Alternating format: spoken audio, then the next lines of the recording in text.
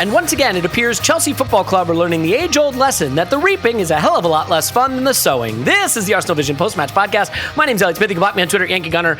Yeah, I mean, look, Twitter is bad at some things and excellent at other things. And when it comes to memes and reply guys and quote tweets, I mean, this is a day for all of it.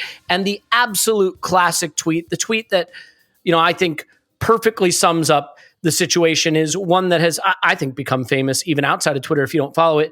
But it is just basically the me sowing, ha ha ha, fuck yeah, yes, me reaping, well, this fucking sucks, what the fuck? And I think that Chelsea are absolutely in the midst of that. We will talk some Arsenal today, of course, with Tim. He will be on down the line. For patrons, there should be a rewatch tomorrow. Clive and I did a Patreon pod yesterday looking at the future of the squad and particularly left 8 strikers, some names thrown out there and things like that. But don't bury the lead. And I said, this is the perfect podcast for me because I'm all vibes, no research.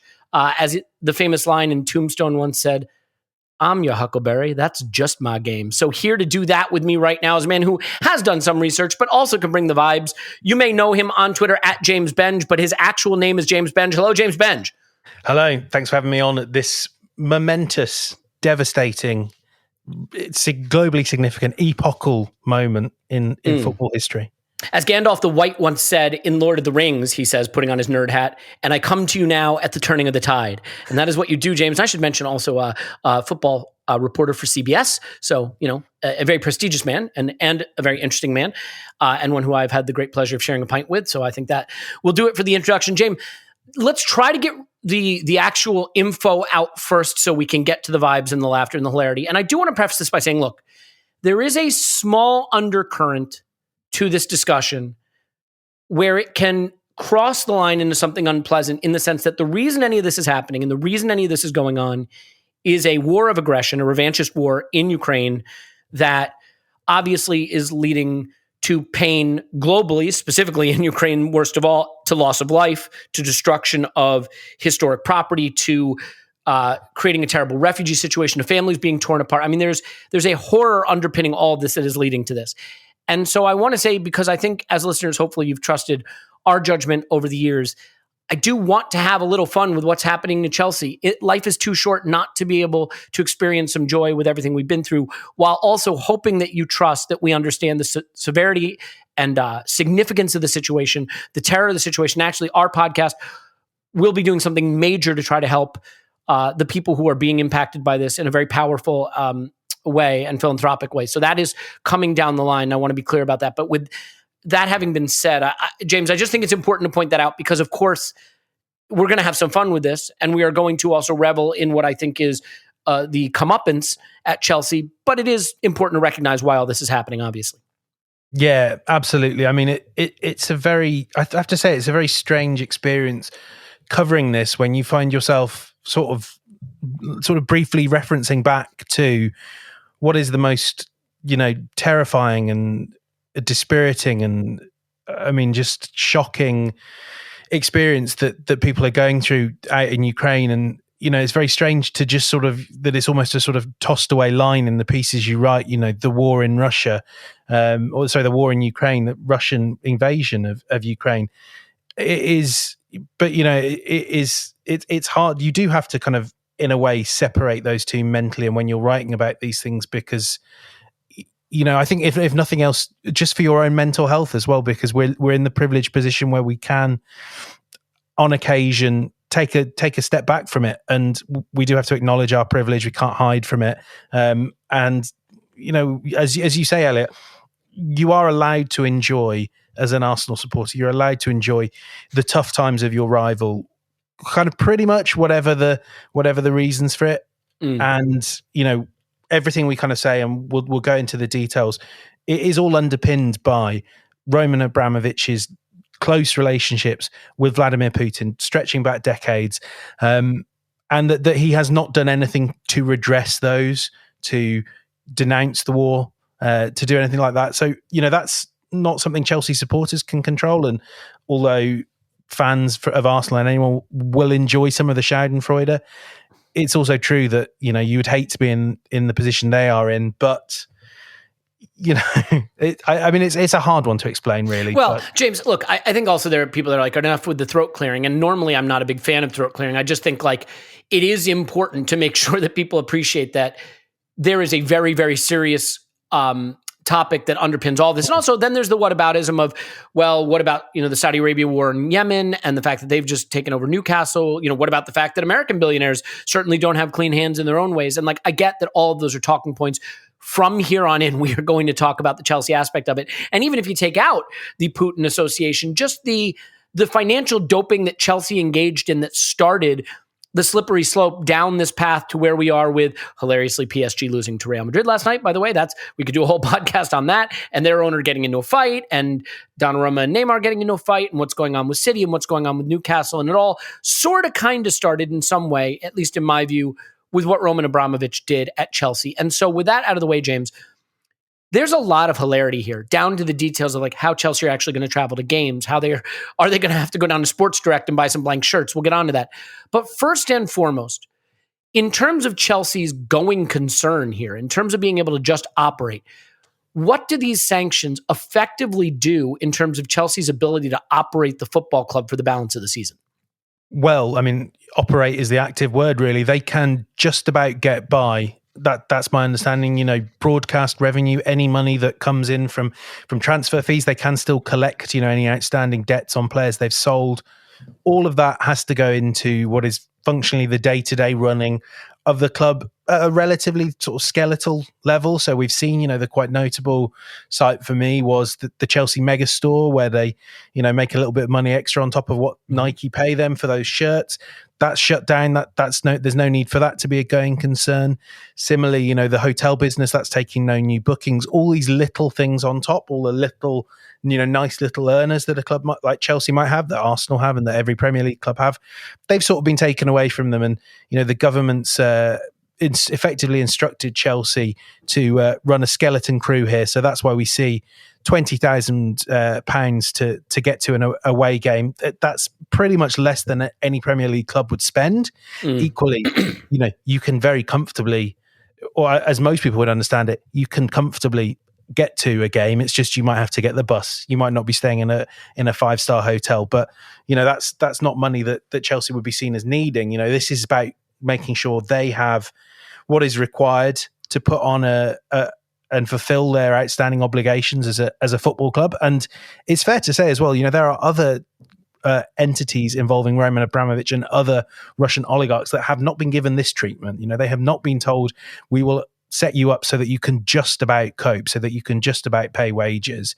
But however long this lasts, and we don't know, the government has said, look, we are open to reopening this particular agreement to allow a sale to be conducted. But however long this takes, it will be hard for Chelsea to do what they need to do. On pitch, Azpilicueta, Christensen, Antonio Rudiger, all out of contract at the end of the season. No new extensions can be agreed for them. As it stands, that runs through till May the 31st. So they'd have a month to rush that all together. But, if you're Christensen and Barcelona have been making eyes at you, Rudiger, a lot of teams want him. And why wouldn't they?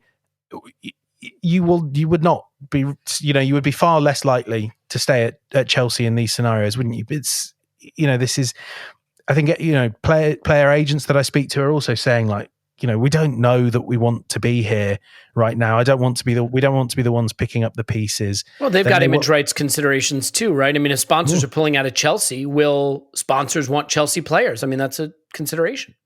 Well, I mean, you see this right now. We were talking about this on the podcast, talking to people around some of those Chelsea sponsors and talking to people at close to 3. We got this, the mobile phone company, it'll be quite weird to just get close to 3. It sounds like time or whatever. My youngest daughter's getting close to that. So, the news came out around 5 p.m. UK time that 3 were suspending their sponsorship deal, which is about 40 million pounds a year, $50 million. And, you talk to people and you say, oh, right, okay, and when's this going to take effect? Because you've got a game in 2.5 hours. So surely it's not going to happen by then. And they sort of said, if we can make it happen by then, we'll make it happen by then. Because 3, Hyundai, who are assessing their relationship as well, Zap, they all look at this and they kind of think, right now, our brand is going to be beamed out around the world, and everyone will be talking about the war in Ukraine. Everyone will be talking about how Roman Abramovich has failed to distance himself from that. And that will, everyone will see a big 3 logo there. I mean, you could not blame any company for immediately saying, get us away from this. I'm certain all these sponsorship agreements will have force majeure clauses and this is a force majeure, and they will look to be getting out of it. This suspension, I think, is only the initial step, and you'll see it coming from more clubs. That will seriously affect the way Chelsea can do business, not just now, but when they come out of this. I mean, so it's fair to say sponsorship money, broadcast money, Chelsea were going to get what they needed to keep the show on the road, to pay for officials, to pay for staff, to get the ground ready for whichever fans had a ticket beforehand. But the rest was all going to be stored away in trust and frozen away and not able to access it. If sponsors start leaving you and they start saying, we don't want to pay, that's money that you don't have to spend under the next owner, who I think we can all assume, whenever and whoever it is, he probably won't be an Abramovich level, buy the title, buy the best players, buy the best coaches owner. There just aren't that many of them out there. Yeah, I mean, it's really the sports washing entities, and this isn't the model for them. So you're down to business people, who want to run the club like a business. We've covered that a little bit of previous pods, so we don't have to go over it again necessarily. By the way, the joke, obviously, when you said getting close to 3, is that I should have said, with what's happening at Chelsea, maybe Arsenal are getting close to 3 as in third place. But I didn't go there. I went with the daughter joke. It landed. It's fine. I'm going to ask you to recklessly speculate on something that obviously you have no ability to speculate on. But why not? Let's do it. I mean, the question that I sort of have is, what is the durability of these sanctions in terms of Roman waiting them out? What Putin is doing in Ukraine is horrible. What his resolve will be in terms of continuing to prosecute the war, like I have no ability to guess that, nor do you. Is there a possibility of Roman, because look, they're saying, all right, maybe we would give you a license to sell if you take no proceeds whatsoever. And at that point, and with all these sanctions in place and the sale not benefiting him anyway, is there a scenario where he sort of just tries to wait them out? Or is it possible that sanctions could rise to the level of literally divesting him of the holdings in Chelsea and forcing a sale? Do you have any? And again, I recognize it's reckless speculation, but what's your instinct on that? See, I don't think that's the direction that Roman will be heading. I find it really hard to tell. And look, this is just as recklessly speculating as putting out any other scenario there. We just don't know. But I think you saw little flashes, didn't you, of the idea that Abramovich in particular might feel uncomfortable with the direction that Putin is heading, and might want to be viewed as the Russian oligarch that is trying the kindler, gentler oligarch. Yeah. And, that is obviously on a personal level, that is what he has tried to portray, isn't it? The football owning, art buying, he wasn't he's tried to come across as very urbane and sophisticated. He didn't look like a Russian mobster. Not that I'm saying he is, just to be very clear. The people's kleptocrat. I get it. Yes. Well, indeed. And I mean, as you're saying that, it sounds ridiculous, but to an extent, a lot of people bought that. We only need to go back to 2003 and the fawning over his money, his private jets, his lifestyle, all that, it did work. And look at his spokespeople saying pretty much without anything backing it up that he was working to make peace between these two, that he was involved in peace talks, which, I've not seen any evidence of that activity in peace talks. Look, I mean, I thought it was really noticeable when he made the announcement he was selling, that he did refer to it as the war in Ukraine. Now, no one else at Chelsea even uses the words Ukraine in their official statements. If you go and look at Chelsea's statement today, no reference to it. Now, this is, the likes of Chris Bryant, the chair of the All-Party Commission on Russia, they're making crystal clear this is nowhere near enough, and that's absolutely the case. But you sort of think and I don't think this will kind of end with him riding back into Chelsea. I just think it's too much water under the bridge. But I think Abramovich, and there will be others like him, they don't want to lose what the last 20 years have offered them in terms of a Western lifestyle of jet setting from New York to London, and, buying the finest art, drinking the finest wine, eating at the finest restaurants. They will work to get that back. there's a huge amount that needs to be done for Abramovich to get out of being sanctioned. But I think, if I'm speculating here with no evidence, I don't know Roman, I don't think I ever will, I feel like a more likely approach might be for Roman to try and be the West's friend. Is that the right way to put it? And to turn, and he's been offered off ramps by the likes of the UK government, by Bryant.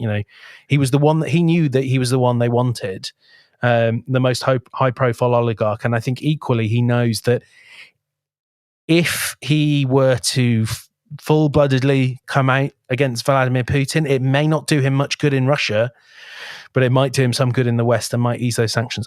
I have to keep saying, I'm just speculating here. No, my only pushback there is like, when you make a deal with the devil gets his due. He gets paid. And I think when you are a kleptocrat who got all your money stealing the resources of a nation with the blessing of, when Putin took power after Yeltsin and all that, I don't want to go into a history lesson because I don't know history at all, and so I'd be a bad teacher. But basically, he offered all these oligarchs the nation's wealth in exchange for their support for him. And, they sent these oligarchs around the world living lavish lifestyles. It actually goes back to Yeltsin, that. Yeah, it does. Yeah, tanking the Russian economy. Well, and to be fair, the Yeltsin thing happened with support from the U.S. Anyway, let's not go there because I get it. And it, history goes back a long, long way, it turns out. But my point was this. I think once you sign that contract, you sign it in blood, so to speak, and that you're going to be drinking polonium tea at the point that you go openly against Putin. I don't think that there is a path to a lifestyle that Roman could accept in a scenario where he is openly counter to the will of Putin. And look, I could be getting that wrong. We are definitely into reckless speculation, but to sort of row it back to football then, if that is the case, that he's not going to try to ride it out and a sale has to be made. The guy said he wanted $3 billion. That is not a credible number to put out there under the circumstances. Now it is clear that this is going to be more of a fire sale with a lot of work to be done. The idea for a new stadium, that's billions of pounds that has to be spent if it's going to be spent at all. And I guess my question for you is is this a scenario now where even the sort of wealthy billionaire class who might look at their revenue and ordinarily be interested might just take a pass on this one because of the uncertainty around the debt, the $1.5 billion in debt, the need to build a stadium, and what the damage and fallout may be from this? Do you think that the list of potentially interested buyers now is shrinking? Yes and no. Certainly, the events of the last few hours have led some people to reassess. Because also, don't forget, they don't really kind of yet know who are they dealing with, and as you say, the debt is the other part of this. You don't want to be seen as someone that is paying off anyone's debt right now. That can't happen. Abramovich can't get a penny from it. But equally, I think a lot of people around this are looking at it and saying, this could be our chance to get a pretty good deal on Chelsea. Now, you are absolutely right. The stadium renovation is, it blows Tottenham out of the water, let alone the Emirates. This is most things do, to be fair, but yeah, go ahead. It doesn't take much to blow Tottenham out of the water, but in terms of everywhere they go. Yeah, go ahead. In terms of the scale of the project, Elliot, you're lucky enough to not have had to go to Stamford Bridge. You only attend a higher class of London football stadia. It's a stadium that needs work. We all know that, but it's also a stadium that's incredibly penned in. You have the Fulham Road on one side, and you have the London Underground right next to you. Abramovich's £2 billion plan was basically to dig down. There are very few sites, certainly none in a prime location like Chelsea have now, that anyone could afford and could build a football stadium on. They've all been bought up for housing and the like. That side of it's tough. Equally, you could get Chelsea now and flip it down the line, and if you can kind of just keep it motoring along as a Champions League club, if you can keep revenue up and you can therefore allow the wage bill to be proportionate to what it is now, I think you might look at there will be people that will look at this and go, I'm not getting a club cheaper.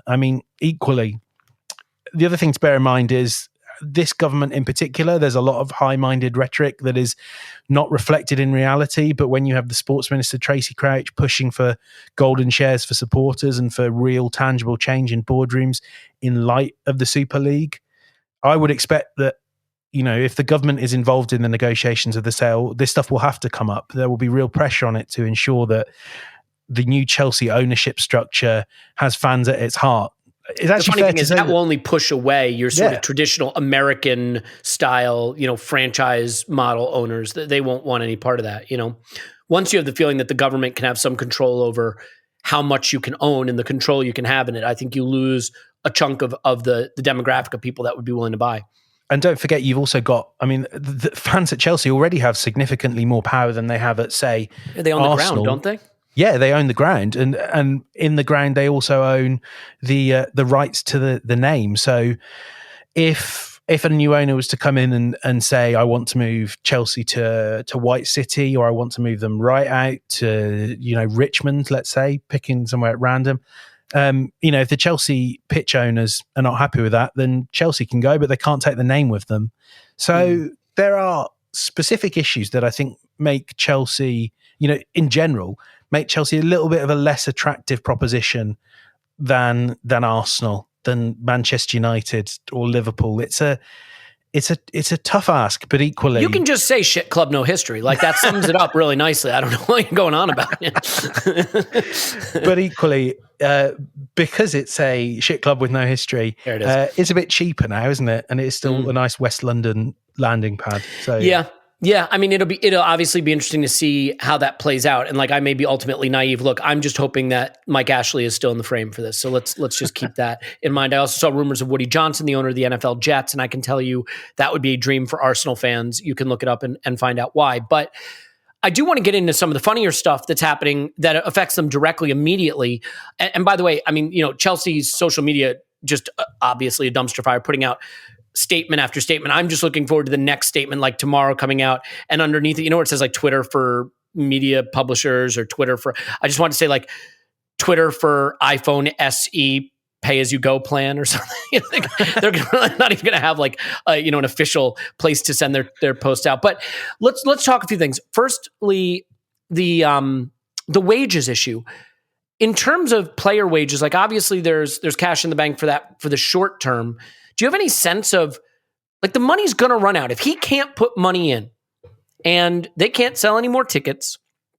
And if their sponsors, I don't know, how sponsorship payments are made. If there's anything owing, they may withhold those for a variety of reasons that may relate to breach of contract in some way or another.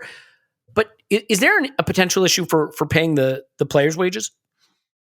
Oh, I don't know. I don't know if Chelsea could run out of money for paying player wages. The broadcasting revenue is pretty comfortable, but Chelsea's wage budget is vast. And one of the interesting things that lies underneath this is, the logical thing in this scenario, whether you can register new players or not, is you look in the summer to sell off some of your top earners. Well, the challenge Chelsea have is the players they pay the most money to are pretty much uniformly the players that no one would want, that actually Thomas Tuchel doesn't rate particularly highly, and that they would find difficult to sell even in a normal, non-COVID, non-sanctions market. The top earners at Chelsea, Romelu Lukaku, 28, 29 now, clearly struggling in the Premier League. Timo Werner earns a huge amount of money, and I think it's been pretty conclusively proven he's not really a Premier League forward. Kepa, just had some good moments, but if you're an Arsenal fan, surely, yeah, exactly. This is they are and Saul as well, who's on loan. Callum Hudson-Odoi is another one. I think he is on six figures to be a sort of wing backup, and they then can't actually take in any transfer fees, right? Like that's something that they're barred from as part of. So the money can come in and it can be used to pay wages, but the rest they can't use. So they can. So if say let's say Arsenal signed Reece James, Tomiyasu does need a backup after all. Chelsea would.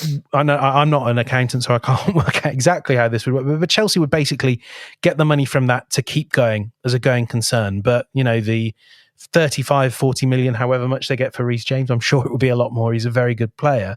That would all then be frozen away. It wouldn't be blocked from Chelsea forever. But it would be, you're not getting this until the new owner. That's my understanding of the situation. It wouldn't shock me if I'm wrong, but that's how I see it. So paying wages will be fine, but I think there will be pressure to sell, and the hard thing is going to be you're not going to trim back the wage budget at all by selling the players that people really want. You know, Mendy as well is like the lowest paid player at Chelsea, and is another that could happily warm the bench at Arsenal. Yeah, I mean, the thing that I'm really excited to see is what happens with the travel stuff. I mean, I think if you're really into Schadenfreude and the reaping and sowing and all that, the idea of them flying Ryanair to a Champions League tie, so like that's extremely my jam. But that does seem to be in play. Maybe not the Ryanair thing, but like the way they're going to have to travel to. I mean, domestically, it may not be as difficult if they go past. They're playing Lille. Right? Lille, yeah. They should go through.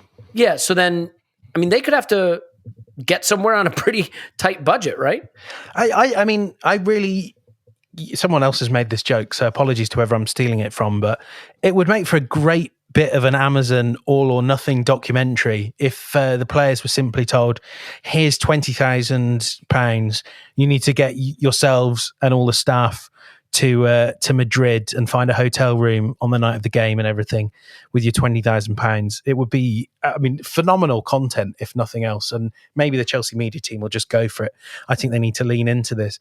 But Hugo Schechter, who used to work in player care at Southampton and West Ham, and now does it on a freelance basis, he tweeted out this, and I keep referring back to it. He says the standard Premier League away game with flight, security, food, hotels, that's about 30,000, so 50% more than they have to spend.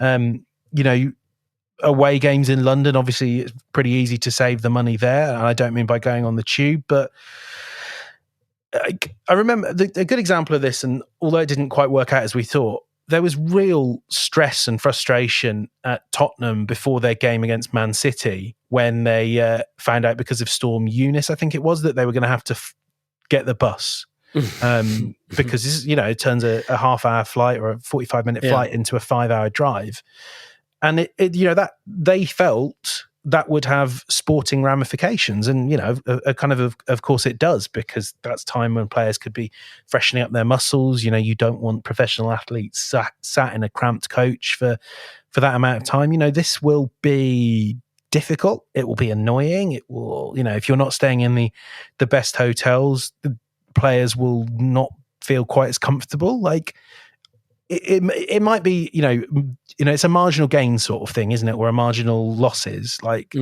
just not feeling that comfortable when you turn up to your big away game at Old Trafford or at Anfield or wherever it is. I can't see how it wouldn't have a slight sporting impact on Chelsea. Yeah, I mean, look, you could get this sort of solidarity thing happening, right? Where Tuchel tries to create a us against the world mentality, and we just, nobody believes in us, and they're writing off Chelsea, and we're going to prove them wrong. But so can I just say, he was asked about that. This was right at the start, just when the conflict was breaking out, and we were starting to talk about Chelsea in that context. And I think, he has been excellent on giving the coaches and the players' point of view on this. And I think one of the reasons he gets so frustrated about answering the question all the time is he answers it so well, so people want to hear from him. But he did kind of acknowledge that it's really difficult to create an us against the world attitude and feeling within the dressing room when these players know why it is that they are being singled out. It's the classic, are we the baddies? Yeah, exactly. Yeah. It's tough in those circumstances to feel like you're the wronged party. Now, I know there are plenty of very vocal fans on Chelsea who, on Twitter, very, very vocal Chelsea fans who are proving that anyone can feel like the wrong party or the victim in any scenario. But, the players are not the trolls you see on Twitter. A lot of them are smart enough to know that, like, they're not getting any sympathy for this. I don't, then no club is going to go, oh, poor you. Your owner's been sanctioned for his involvement in Putin, and now you can't stay in a 5-star hotel. Yeah, and I mean, look, you start to think about agents, and everyone needs to spare a thought for agents, obviously. But like, they're going to be making every call they can to get their player out of Chelsea under the circumstances. I'm sure that the potential moves to Chelsea that I'm sure were being discussed with agents behind the scenes prior to this are certainly off. I mean, no one's going to move their player to Chelsea under these circumstances when there's this much ambiguity about what could happen. So I think that part is interesting. One other thing, so they are allowed, their season ticket holders can go, they can't sell any further tickets, meaning no away fans, I guess beyond the Newcastle game, is that right?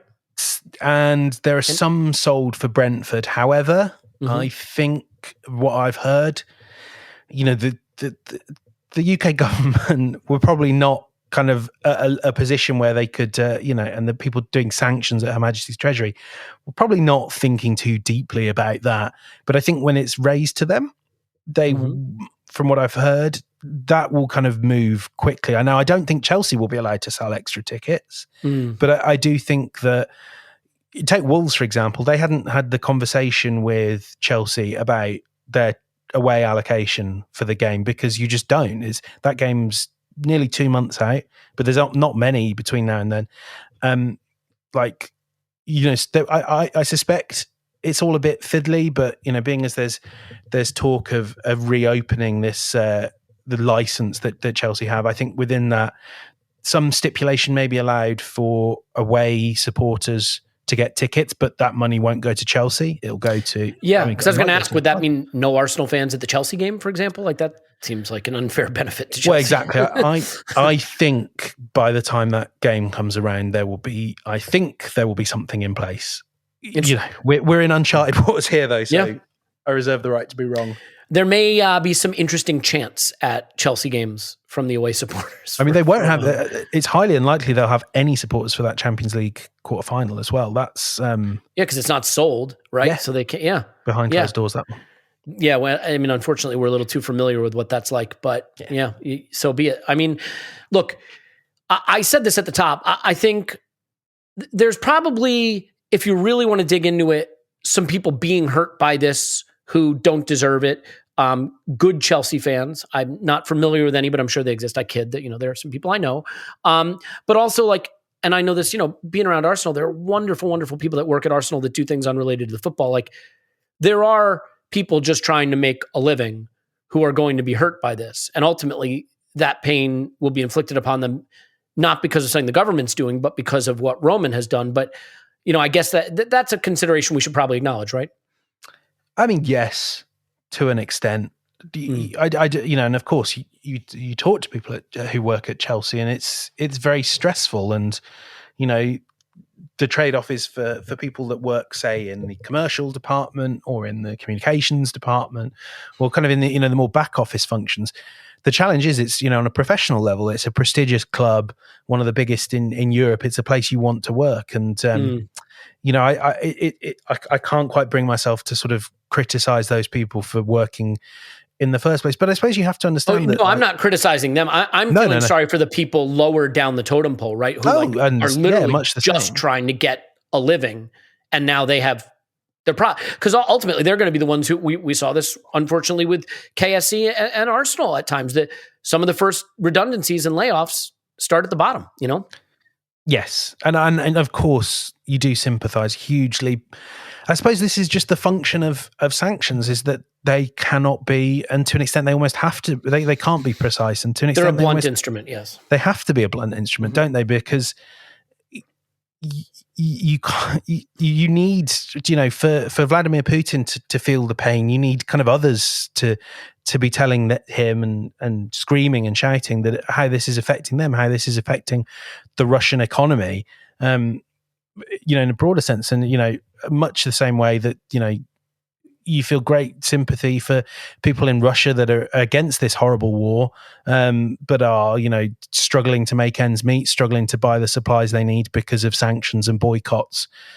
But this is just, I think we all, we're all paying a price in some way, whether it be also, things such as the rising energy prices, which were rising anyway, but will continue to rise in light of this, rising food prices.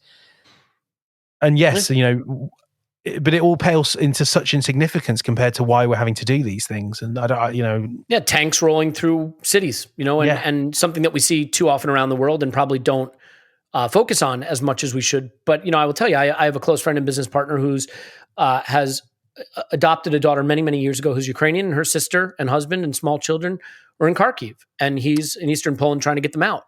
And obviously the husband can't leave, but he's trying to get the wife and children out. And like, it's heartbreaking. And so, there are going to be a lot of people today because of what's happening to Chelsea who are more focused on what's happening in Ukraine. And to your point about, sanctions being a blunt instrument, there are lots of cascading repercussions and implications to measures like this that are designed to put pressure on the aggressor and hopefully stop the aggression. But yes, there's going to be externalities to it, and it's impossible for it to always be just hilarious and fun and let's have the time of our life about it. That's just not how this works. As a final thought about it, though, do you think that? So look, we know that there's the travel money issue. There's going to be the ticket sales issue. They may be playing Champions League in front of an empty stadium. They may be taking less pleasant accommodations. They are almost certainly going to lose any of their players that would be out of contract this summer. I would imagine there are going to be players that ask for a move, and I don't know what would happen with the proceeds from that move. They're certainly not going to be able to command the fees they would have because they don't have the bargaining position to do that. They're going to be almost no chance for them to sign anyone this summer. I cannot envision a scenario unless literally the war ends like tomorrow and all the sanctions go away where they can sign a player. I don't know how you would send your player there under these circumstances. There's just no chance you could do it, unless you're talking about a tier way below what they're used to signing. I also wonder, I imagine they have installment payments on transfers that they owe, yes. I should say, and those will come due. And what happens if you default on payments to a club where you already bought their player? I'm sure that there's a pretty straightforward answer to that. You just default and they sue you into administration or whatever the case is. But that brings up the question of like administration. And if this sale doesn't go through quickly, James, I cannot see a scenario if a sale isn't done quickly where Chelsea's revenue is enough to support them with the repercussions of against their commercial deals, their outstanding transfer payments, their wages. I realize that they book a profit to some extent, on paper, but I don't see an alternative but administration if they can't get a sale through. No, you're probably right. And I think that's why, although, the British government wouldn't worry quite so much about just administration, it's further down the line towards liquidation that they are seriously having to consider. And that's why they came out pretty quickly this morning after saying, look, the license agreement does not have anything in there, any provisions for a sale. But that was about at 9 a.m. I spoke to someone at the Treasury that was telling me that. And then by lunchtime, they were saying, however, we are willing to open up the license agreement if a new purchaser can be found. And, obviously all the things about Abramovich not getting any money that we discussed earlier. Because, as you say, the longer this drags, the more the other little things, the other mini crises that any football club might face rear their head, and Chelsea are in a scenario where they're severely handicapped, that they'll really struggle to make ends meet, and they'll just have to keep going. I think, even bigger picture beyond that, this will at some stage be addressed, I'm certain, with new owners for Chelsea. I don't think we'll ever see Roman Abramovich at Stamford Bridge again. And then maybe at that stage, we see a club that, throughout for the next few years, I would expect you will see Chelsea relatively slowly, but consistently selling off players, maybe some that they don't want to sell, rebalancing the wage budget so that it's one that reflects a club with a stadium of 40,000. Still a relatively big, a Premier League player, maybe at the sort of level that an Everton have been. They may not be a Premier League player for much longer, but that's Everton have been. I did say Everton. There you go. But that they will not kind of be able to live the way they've lived before, simply because the UK government are not, and then they will have a say in this sale, and they will not allow. I don't think they will not allow another sports washer to take hold of a Premier League club like they did a few months ago. But so even this government will learn its lessons from that, I would expect. And Chelsea kind of need to now get their heads around, well, what do we look when we come out from this license, when we come out with new ownership that don't want to that don't want to plow 1.5 billion in interest-free loans into this club. And the loans are going to hover incredibly uncomfortably in the background. I don't know. I do not understand finance well enough to be able to tell you how Chelsea might extricate themselves from this beyond Abramovich just feeling compelled to write off all that money. Perhaps he thinks, well, I'm never getting it back anyway, so there's no point. I don't know many billionaires that make their money by writing off billions of dollars. So I don't know how all this ends, and I don't think any of us do right now. And it would be disingenuous to come on here and try and give you a scenario that I think that I'm certain we'll end up in. But I think it's obvious. The one thing that is obvious is Chelsea need to reassess where they are, what they can afford to be in the future, and probably they'll come to the conclusion that they can afford to be a strong Premier League team, but not the sort that has hundreds of millions of pounds of footballer sat on the bench, spending £300 million plus in salaries. I think that era of Chelsea ended today.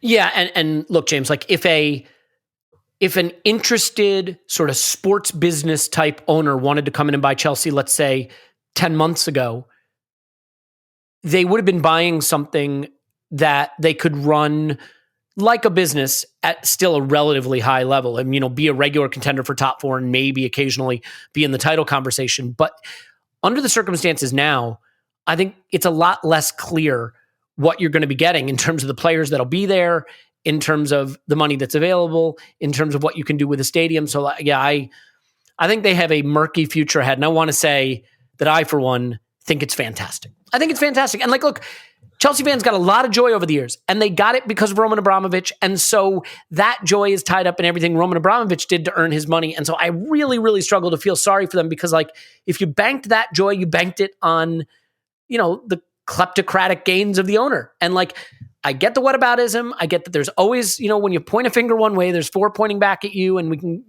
go through all the spiraling repercussions and ramifications of all ownership everywhere. But thankfully, we are not going to do that. So, you cover the Champions League for a living. I was going to get into the PSG of this, but I think I'll save that since we've been going on long enough and Tim's coming on and I'm sure he'll want to laugh at them. Not a great week in sports washing. This isn't going to go into the sports washers almanac, I'm guessing.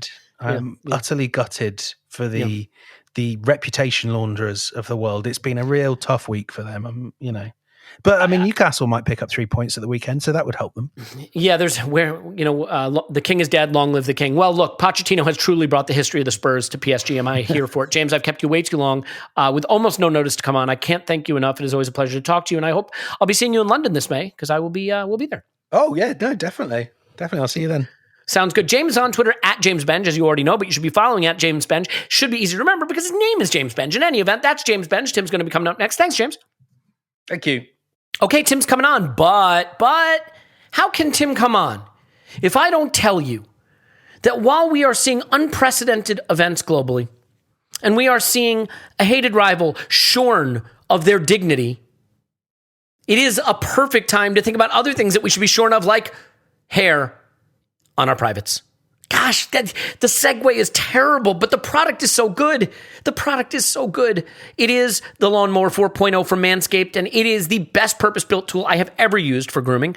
I think about sometimes what I did before I got this, and I don't know that you want the gory details, but suffice it to say, you get in that shower and you make a deal with yourself that you can go one more time with that razor, and you can't go one more time with that razor. Spring is coming. Things are growing. Arsenal's top four chances are growing. It is time for you to be in your peak condition to celebrate. What if you go out and celebrate Arsenal finishing top four, St. Tottenham's Day coming back, and somehow we start dropping trow, we start getting, a little bit too excited, and then you've forgotten to lawn mow? Well, you don't have to. Go to manscaped.com, use promo code ArsenalVision, and get 20% off and free global shipping on the Lawnmower 4.0 and all their other great products.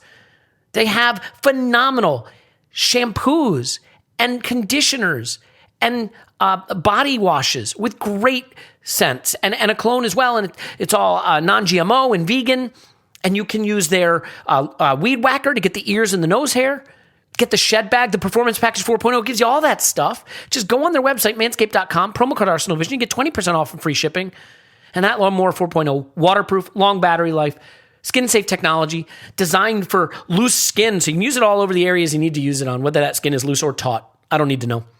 So that's it. Lawnmower 4.0, Performance Package 4.0, your choice. Manscaped.com, promo code ArsenalVision, 20% off and free shipping. Do it now, and after you've done it, now that you are at your best, your team at your company should be at its best, and the way it gets to be at its best, well, you know how they do that. By going to Indeed. Indeed is the one job site where you can attract and hire all in one place. Yeah, that's right. You can do it all there. I mean, as someone who has been on these hiring websites and stuff lately, like it does your head in how you have to go to all these different websites. You're going to spend more time doing that when you could just go to Indeed, right? And you can attract, interview, and hire all right there. Indeed partners with you in every step of the hiring process. Find great talent through time-saving tools like Indeed Instant Match, assessments, and virtual interviews. You can do it all. It's the only job site you're guaranteed to find quality applicants that meet your must-have requirements, or else you don't pay. With Instant Match, as soon as you sponsor a post, you get a short list of quality candidates that fit your needs and your job description right away. Plus, you only pay for the applicants that meet your must-have requirements. So start hiring right now with a $75 sponsored job credit to upgrade your post at Indeed.com/Blue Wire. That's the one, Blue Wire. It's our podcast daddy. Offer valid through March 31st. Go to Indeed.com/Blue Wire to claim your $75 job credit before March 31st. Indeed.com/Blue Wire. Terms and conditions apply. Need to hire? You need Indeed. Tim, is that enough of that? Indeed. That's the line, isn't it? That is the line. He said the line, but I haven't introduced him yet. Tim's on Twitter, so we'll hit him.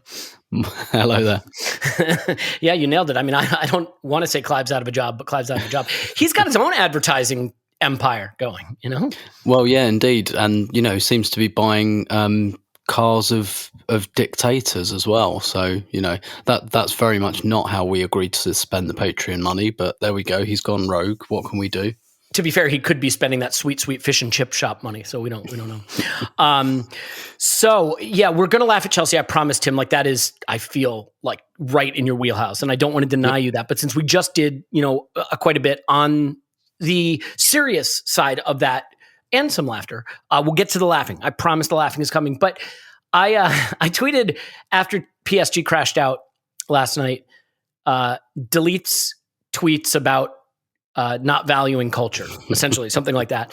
And I'm joking, but I'm not. I mean, look, I'm curious to get your take on the PSG situation, them crashing out. And if maybe it gives you pause to reconsider, not that you were ever maybe as extreme in your views as I might have been, on what it does take to build a winning culture. Because certainly on paper and in moments, PSG look like they should be able to beat that Real Madrid side and potentially beat any team in the world.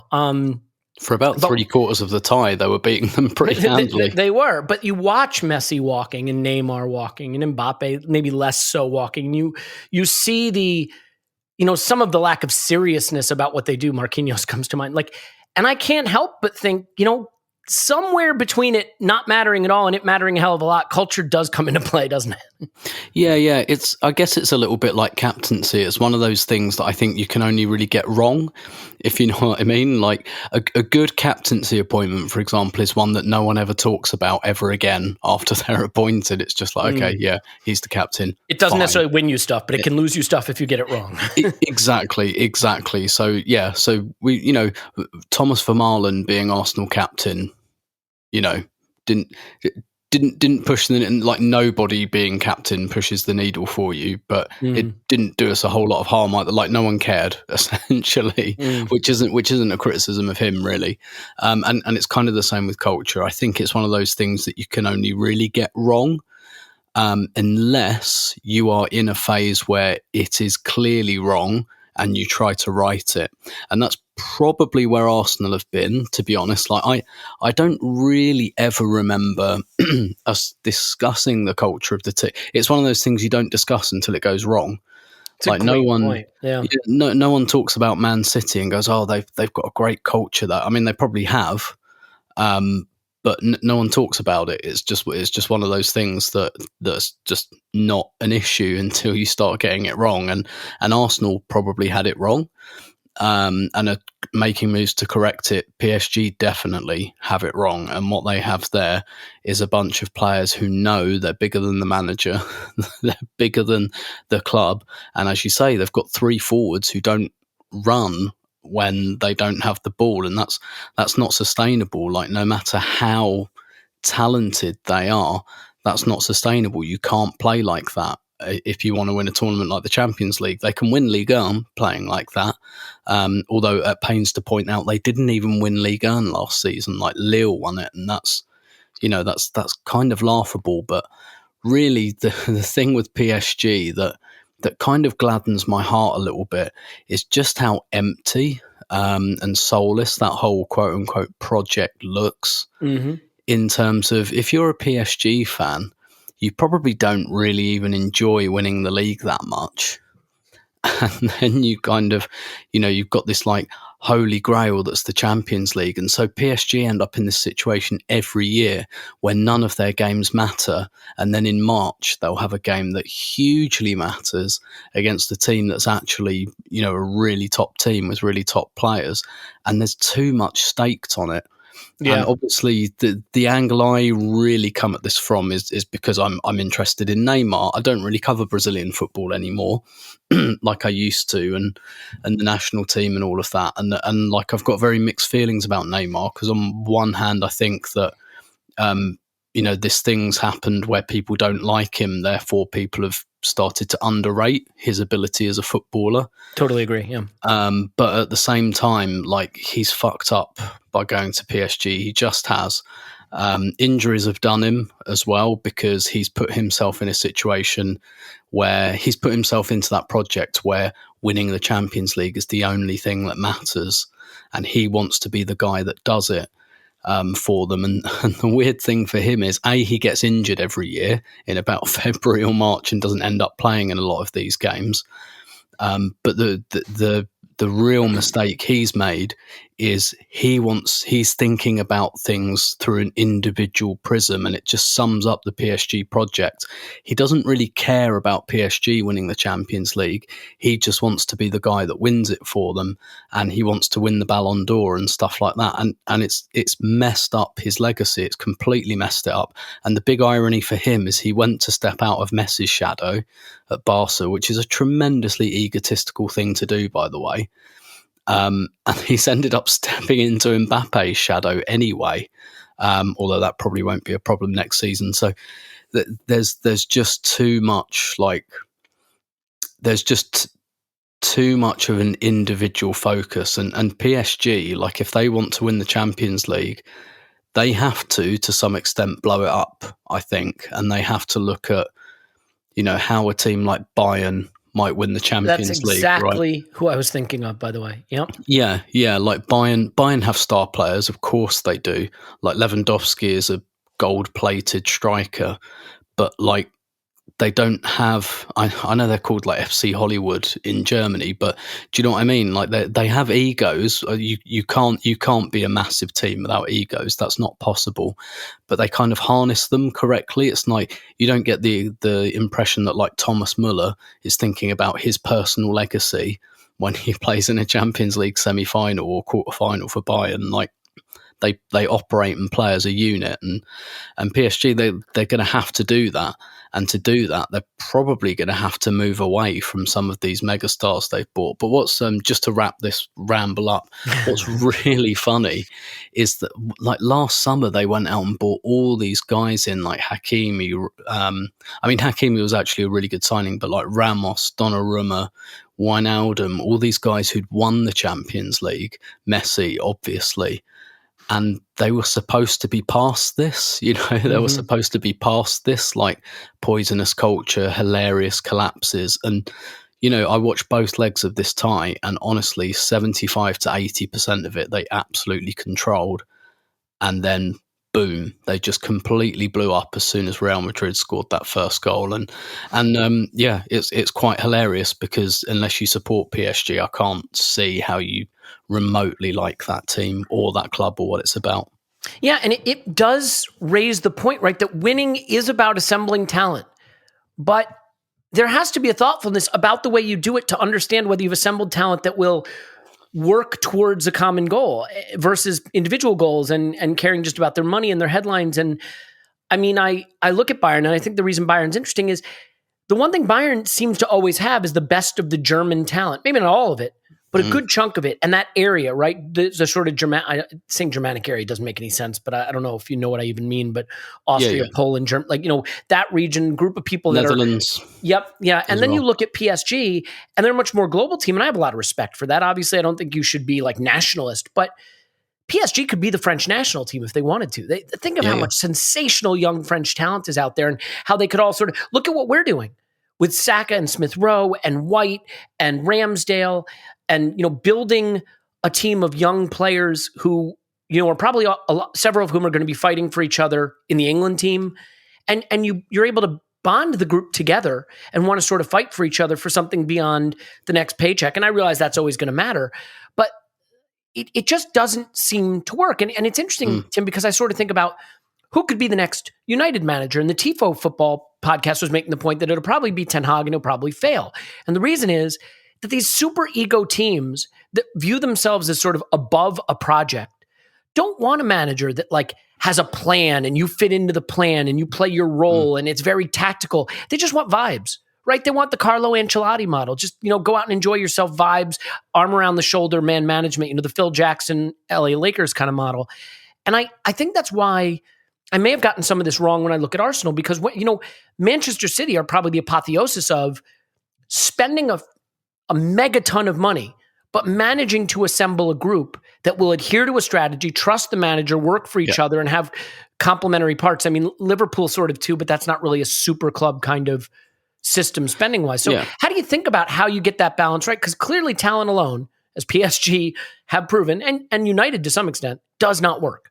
Yeah, definitely. Man City, that is another good reference point, although I recognise they haven't won the Champions League yet. I think they'll do it before Paris Saint-Germain do. And you look at what they've done, and what they've done is actually they don't like buy players from Barca or Real Madrid, generally speaking. They buy players for whom City is like a step up.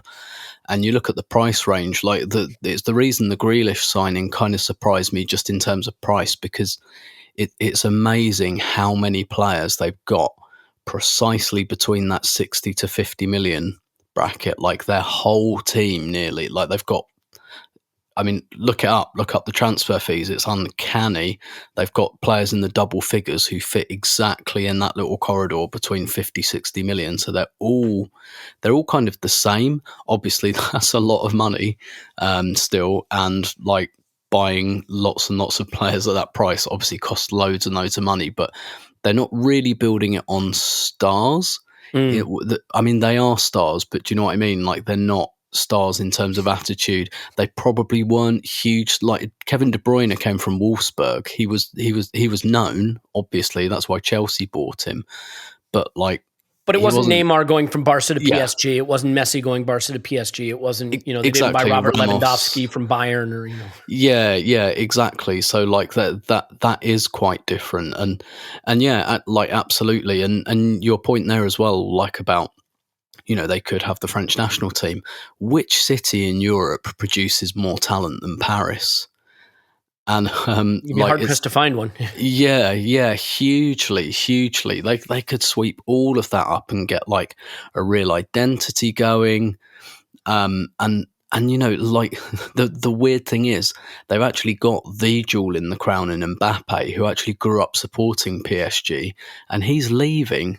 Because he wants to be the jewel in the crown, not the also ran behind Neymar and Messi, Well, yeah. And also I do like Mbappe does strike me as quite a smart kid. And I think he just realizes that this PSG project is just like, it was brilliantly described by Lars Sivertsen on the Guardian podcast. He described PSG as the Kendall Roy's birthday party of football. I saw that. I loved that. Kendall Roy's birthday party of football. That is great. And that is exactly it. And I think Mbappe recognised it. Like, what, why would Mbappe, who grew up supporting the club, want to fuck off so early? And it's because he recognised, and he'll go to Madrid. And, Madrid are an enormous club. Arguably, I don't even think arguably, Madrid are the biggest club in the world, bar none. And he's going to go there. And that's like, so he's not going to be, he'll be a star, obviously, but Real Madrid have always had stars. He's just going to be another star, but he's still going to go there. I bet he'll tear it up. He as might well. be the best player in the world, truthfully. Yeah, it's just hard to judge where he is right now. Yeah, exactly. In PSG, they're going to lose the best player in the world, and Neymar doesn't want to be there either. He wanted to go back to Barcelona, but they can't afford him. So, like, there's something going on there that players are going there, and they don't want to stay, and that says a lot. Yeah, I think it does, and it just brings it back to the Arsenal side of things, which is that, like, there are clubs that maybe are beyond the project mentality. And there are certainly players that do not have the appetite for that. And I think I do have to give credit to Arteta and Edu and to Arsenal for not just building a young, likable team, but a team that seems to have embraced the project. And you say, well, how would you know that? Well, insofar as they have taken on the roles and responsibilities they're being given on the pitch in a way that shows, the work rate, the organization, it's all improved so much.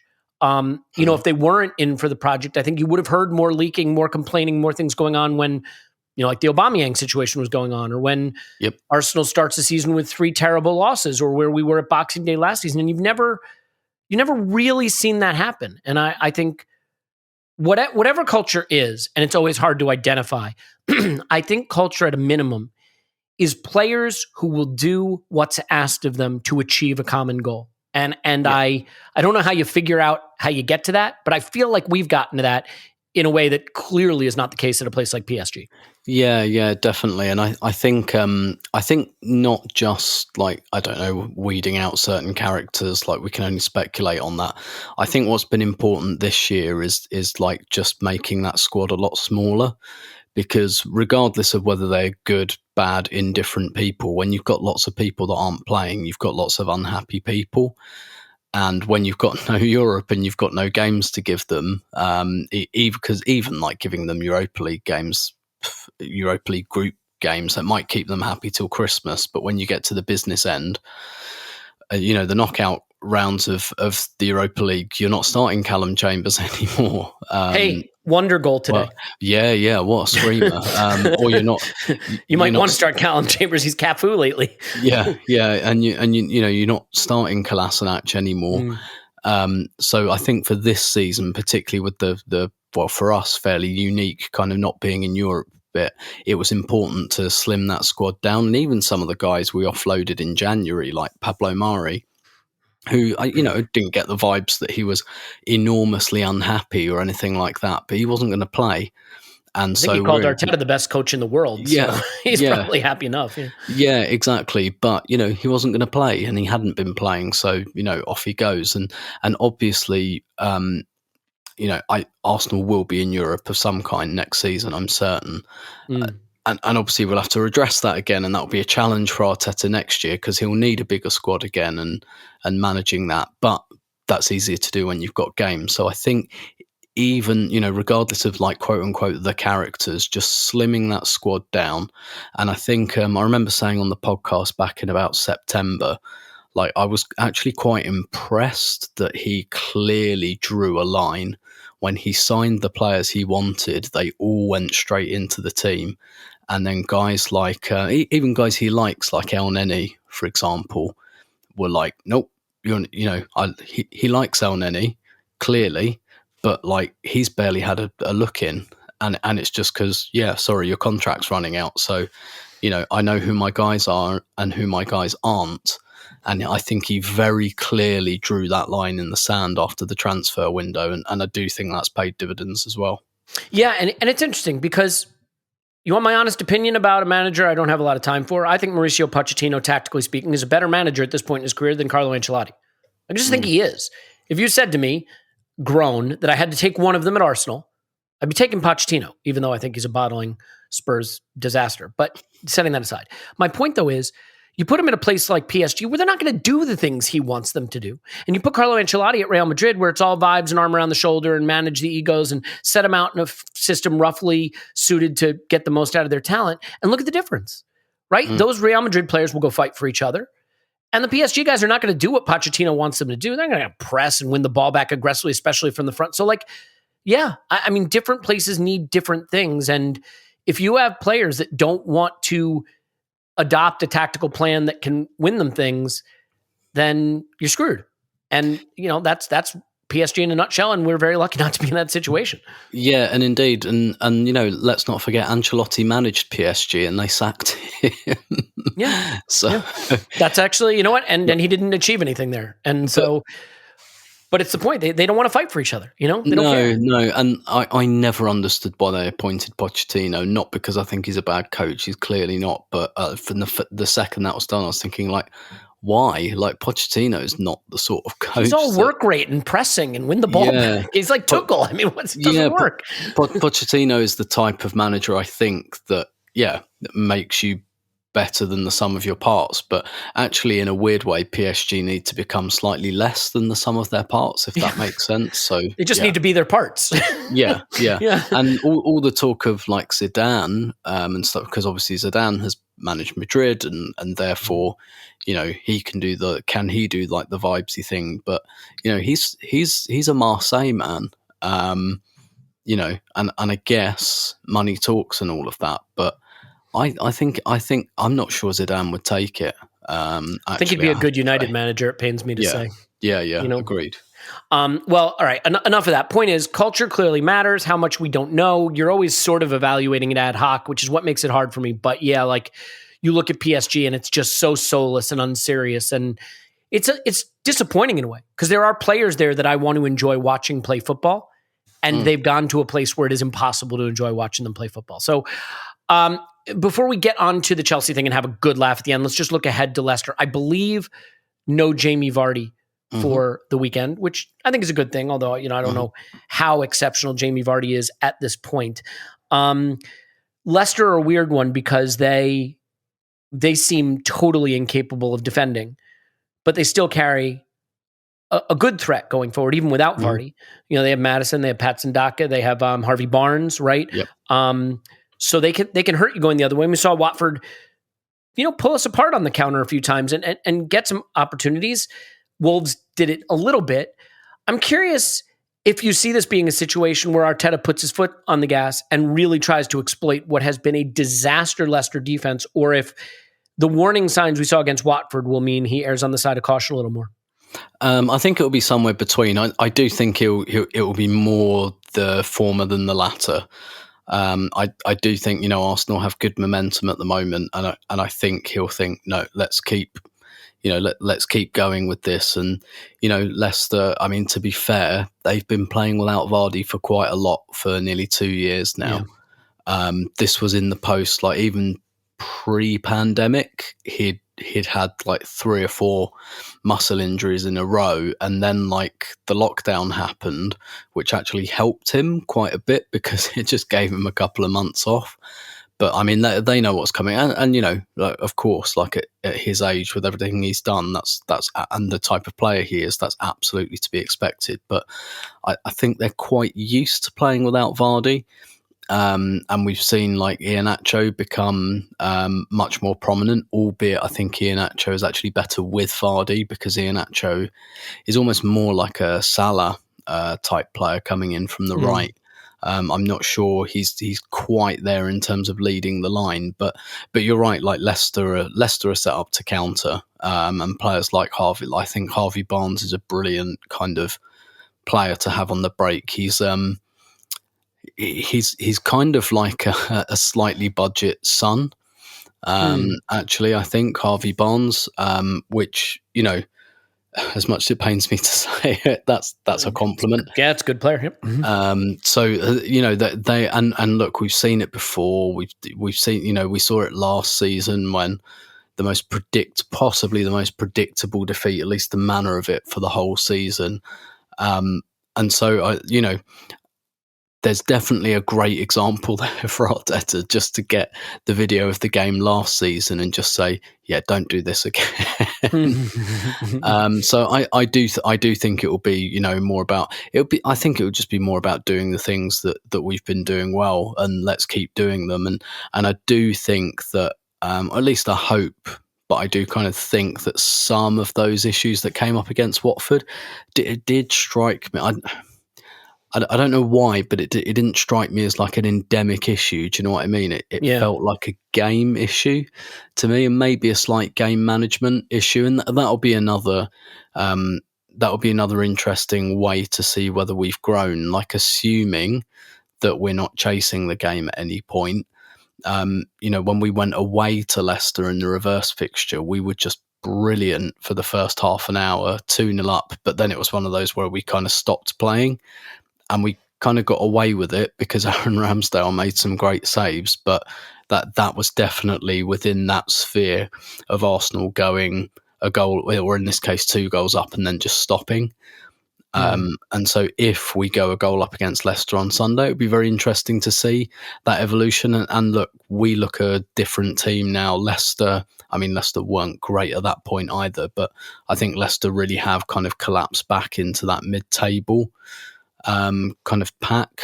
And they're probably looking nervously over their shoulders at Newcastle in the medium term. And we probably are in the long term. But yeah, so I don't see any reason that Arsenal wouldn't just keep doing the things they've been doing over the last 10 games or so. Yeah, I mean, they are 17th in expected goals allowed. They have just less than 50% possession in most games. They press in the middle and defensive third, but not really in the attacking third. Like, I do think this is going to be a game where we are pushing them back, and they are spending maybe more time than they are comfortable with defending, but by the same token, have some counterattack opportunities. And so it will be interesting to see if they find a way to exploit something that maybe Watford found out, or if that was a one-off, like you say. I mean, do you quickly have any thoughts on the left side of the attack? I mean, I think we'll see Saka, Odegaard, Lacazette, Partey. The back four, I assume, remains unchanged because I don't think Tomiyasu's back. So do you think we see Tierney, Xhaka, and Martinelli? Do you think maybe Smith Rowe comes in for Martinelli? I mean, I had said in the post-match pod that I think the wonder goal might have just been enough to convince Arteta to stick with him, but that's certainly one that people will be curious about. Yeah, I think we'll stick with Martinelli. Smith Rowe wasn't in the squad, was he, for Watford? So COVID, and we don't know. So initially he was out the game before with illness. They said illness, non-COVID, which may mean that if that was COVID and it was just negative test, he'd be eligible for this game. It is possible that if he just got the COVID before Watford, he's still not ready, or maybe just not feeling up to it. So really, we have no idea. We'd be speculating, but let's assume for a second he's available, which by the time this comes out, you may know is not the case. But what do you think? What's your instinct? Yeah, I think we'd use that not as an excuse, but as a reason for him to be on the bench for this game and for Martinelli to continue. And then I think maybe against Liverpool, because we've got Liverpool in midweek. So I think then we'd probably see Smith Rowe start that game. Perhaps, like, essentially we've got 3 games in 6 days coming up, so we'll see everyone. I think, but I think probably on the basis that Smith Rowe wasn't even in the squad against Watford, that he'll be on the bench and Martinelli will start. And then like, what a sub to have up your sleeve, and one we've used very successfully over the last couple of months as well. Yeah. So let's not waste any more time. Let's just unleash you. I mean, at this point in time, I said at the start of this podcast that there are things Twitter's bad at, but Twitter is great for these kind of moments. The replies, the quotes, the memes. I can't imagine living through a big moment in the pre-meme world. And I lived through it, so I must have known. But like, in the post-meme world is a special place when things like this happen. How much are you indulging in, absorbing, sharing, creating the memes that will last a lifetime in the wake of Chelsea going through what hopefully will be the end of them? Yeah, 100% really enjoying it. And yeah, it's one of those days where I've been scrolling quite a lot. And, what's the opposite of doom scrolling? Exactly. It's like it's one of those things as well. And look, I understand from maybe more impartial observers some of like the more earnest tweets about how like this should lead to changes in like football ownership, and fans should have a stake. And I absolutely believe that, definitely. And definitely, all of the kind of, every club is potentially a disinterested billionaire or turning geopolitical events away from being in a difficult situation. And that is, but for me, that isn't the day. This isn't the day for that. For me, this is the day for mirth, quite frankly. And look, we don't know how Chelsea come out of the other side of this. I don't think there's any way they come out in exactly the same shape, put it that way. But that doesn't necessarily mean they're going to League Two or anything like that, although that's very much what I hope for. And look, I do, again, I kind of get that, you shouldn't laugh about stuff like this. But like, honestly, if like even if like Spurs were, I don't know, like on the edge of bankruptcy or something, I'd think, I don't want that to happen. Like, I would feel You can't smile without them. a bit of a bit of like solidarity around that. Or if it was Man United or someone like that, or even like Man City, I wouldn't want them to go, for that to happen to them. Really, I want that to happen to Chelsea. And I have done for quite some time, because quite frankly, I've been to Stamford Bridge many times, and this is a fan base that, careful how I say this, because there are good Chelsea fans, and I know some good Chelsea fans, but there are a lot of really bad ones. Shall I just reference the video making the rounds? Yeah, of them on the train saying we're racist and we like it or whatever. That's the way we like it. Yeah, loads of that, and I've seen dozens of isolated incidents like that going to Stamford Bridge over the years. And anyone that's been there will know exactly what I'm talking about. And there is a reason, for example, that when me and my mates go there every year, we look around and we go, right, count the non-white faces, and you don't get past your fingers and toes, put it that way. And that's in London, right? And if that's happening in London, and I don't care if it's in Fulham, which is, probably one of the whiter parts of London, I guess, that's not where Chelsea fans come from, right? That's not where they go to. Fulham fans come from Fulham. Chelsea fans come from like more surrounding areas and into Surrey and places like that. But there is a reason, right? And it's because it's not, let's put it lightly, it's not a very inclusive environment. And frankly, they have enjoyed the spoils of this for a long, long time. Everyone knows where this money came from. Everyone.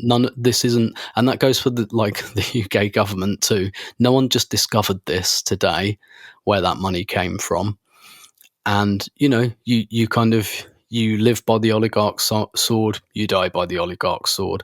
And I know that fans don't choose owners and things like that, but the very vast majority of Chelsea fans I've come across, I've seen online, I've seen in person, have luxuriated in this.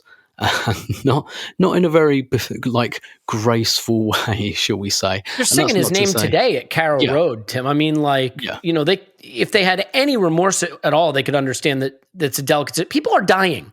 It's not a game, Yeah, exactly. There's been a lot of luxuriating going on, a lot of gloating, a lot of aggressive, kind of crimson-faced gloating, and so. Fuck them, quite frankly. And I don't know how they come out of this and everything like that. I don't, they might just, I know, for example, I read something very good by Matt Slater in The Athletic, who was talking about why it's most likely going to be an American owner for them next because of like the state of the dollar at the moment and things like that. And Chelsea now, unfortunately, they were looking at like a fairly secure, like quote unquote big club. But with all of this that's going on, obviously at the time of speaking, there's so much uncertainty, but like the number one thing to unravel for Chelsea and the government in the next few days is, can this club be sold at all? We already know that the proceeds can't go to Roman Abramovich, but is there any way this club gets sold at all? If so, how? Where does the money go? And things like that. Because if they can't, they're fucked if they can't sell that club, because they'll go into administration, because if they can't take money from Roman and they can't collect things like ticket sales and fees, they're done. They'll use up their cash reserves. They won't be able to pay their wages. They'll be out of business. Yeah, definitely. And like they've got their shirt sponsors pulled out. So that's another and I'm sure that as sure as night follows day, once one brand does that, the rest of them follow. They've already asked, from what I've seen, Hyundai and I can't remember the other one, but yeah, there are 3 that have already asked. Yeah, and again, those brands knew who Roman Abramovich was. They knew what they were buying into, and it's all like PR and stuff like that. But yeah, like they are in a world of trouble if they can't sell the club, and at the moment they can't sell the club. It is that simple, and so I do think that some kind of deal will be worked out with the government. But then, like with the geopolitical situation, like Putin might be quite liking this because he might think, oh, okay, let's see if the UK government have got the stones to let a club like Chelsea go out of business. Because if Putin, gets Abramovich's phone number somehow, I know they don't know each other and have never spoken. No, it's a shame. No. and says, he can follow him on Twitter and ask if he can DM him. Yeah, and says something like, maybe don't sell that club, and let's see if the UK government have got the stones to let it go to the wall. But I mean, we're about to find out certainly how much Abramovich, quote unquote, loves that club. And Tim, even if the UK government doesn't want to let them go to the wall, and even if I have the sympathy for that and can recognize that clubs with a long history, they don't have one, but clubs that have, the kind of following that means a lot to a lot of people, like letting them go out of business is a bad thing. If all they do is allow them to spend enough to stay in business, it still ends the Chelsea project as we know it, Yeah, 100%. I think I read that their wage bill is like £30 million a month or something like that. I mean, that is not sustainable at all, unless, they can't even get bought by another oligarch now because all just Swiss Ramble did the comprehensive thread on the ramifications economically, so I would direct anybody to that. But yeah, it's not sustainable if they don't get a sale and if the debt's not forgiven. So I mean, Tim, this is pretty hilarious. Like there's just no way around that. And players are going to want to be jumping ship. No player is going to come to them in the summer. In terms of time horizons, I don't see the horizon be, when it was first announced he was looking to sell, I was like, oh, you know what? It might get bought by a businessman, and in 4 or 5 seasons, they might just be a mid-table kind of team. For me now, the time horizon for when we see a different Chelsea is like next season, that soon, because they will lose players who won't stay there. They will not be able to buy players of the caliber they've been used to replace them. I mean, that's an overnight immediate change. I mean, Tuchel might say, I don't want to be answering these questions every day, unless they're sold already, but even still, what's the sale price going to be? They can't build a new stadium. I think we're literally a few months away from Chelsea as we have known them for a decade or so being done. And look at the contract situations of most of their defense. And all right, Azpilicueta's been there for ages now. I'm sure they wanted to get him on a 1-year deal or something. Can't happen. Rudiger, it looked like he was going anyway. Definitely gone now. And Christensen as well, he's going on a free. I think Marcos Alonso as well, possibly. If they can keep him. He suits that club down to the ground. Yeah, but they're losing all these players for free. And so, and again, maybe that doesn't matter in a world where they're not allowed to make any money. But even if that element is lifted, or the government comes to an arrangement on that, that's 4 fairly sizable players in the squad. Thiago Silva's 37. He's signed a new deal, but that can't go on forever. And so they're looking at a situation where they're losing a lot of players for free, regardless. And then they're not allowed to replace them. And what would be quite interesting though is they do have 143 players out on loan.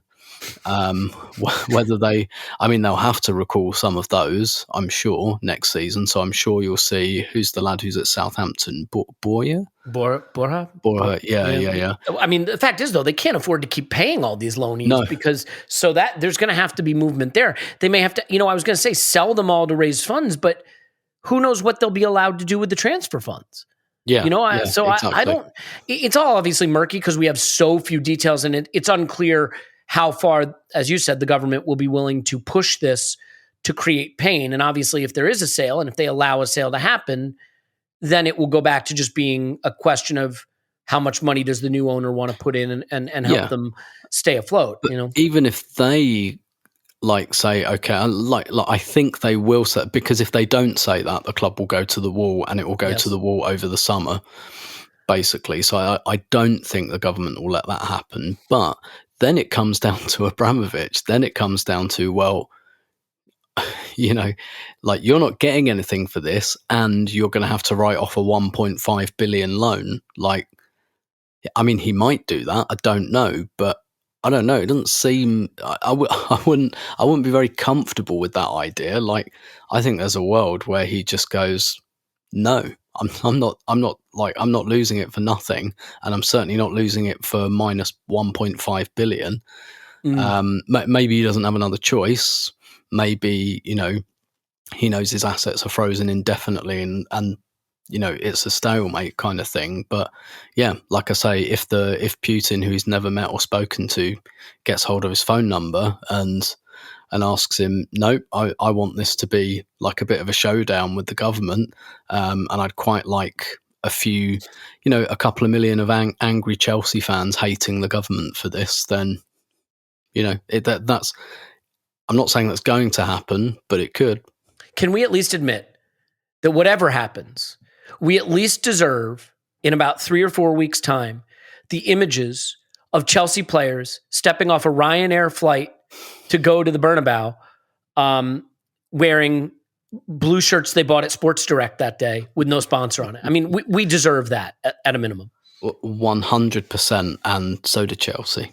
Yeah, well said. And look, I just want to add one thing to something that you said about, the fan base and some of the issues they have with, let's say, attitudes towards race and inclusivity.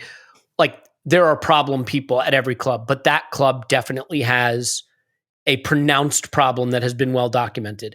Now, The interesting thing I can say as an American, Tim, is that, like, I think certain regions of cities and countries can have bigger or smaller problems with issues like that. And so Chelsea fans closer to the club may, for one reason or another, have developed those attitudes. Whereas I happen to know Chelsea fans, here in the United States, for example, who do not reflect that kind of sentiment behavior. And again, that's not to say that America doesn't have huge problems with race, obviously. No, but I know what you mean. You get my point, right? That, like, because I would be remiss if I didn't point out that there are Chelsea people here that I know, and apart from the fact that they support Chelsea, they are actually lovely people. And even people who are posting on Twitter, like, it makes me embarrassed that these fans are singing Roman's name, like people that are right thinking, Yeah, definitely. And that's that's an angle that's always kind of interested me as well. Like, because obviously, down the years, I've tweeted a lot of stuff that's not very complimentary about Chelsea, and I get people in my mentions, and obviously and there is definitely, like,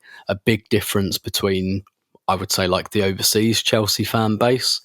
And sometimes I've had that argument with people over the years as well, like arguing with a Chelsea fan in Mumbai, for example, and just being like, look, if you went to Stamford Bridge, I'm not sure you'd like it, mate. Put it that way. And I don't want to be glib about that, because that's a much bigger issue than, like, petty club tribalism or whether I happen to like Chelsea or not. So I don't really like, using that as like weaponizing that.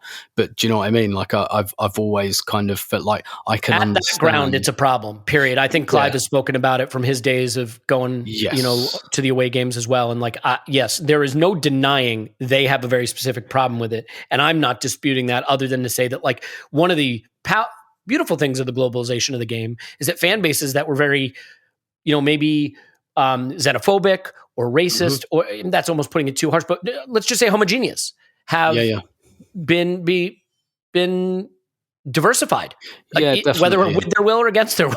Yeah, and you can see why, like, if you're getting into the Premier League or something, you can see why, like, someone might fall in love with the team that has, like, Didier Drogba, bane of our lives as he was, or even like Eden Hazard or something like that. Like, of course I get that, and that's part of. I think I tweeted this the other day. It's not just that Chelsea have kind of sports washed Abramovich's reputation. I think it's worked the other way as well, and that's kind of what I was getting at with that actually what it's done is it has attracted, like, a big global fan base, which is totally understandable. And like you say, I think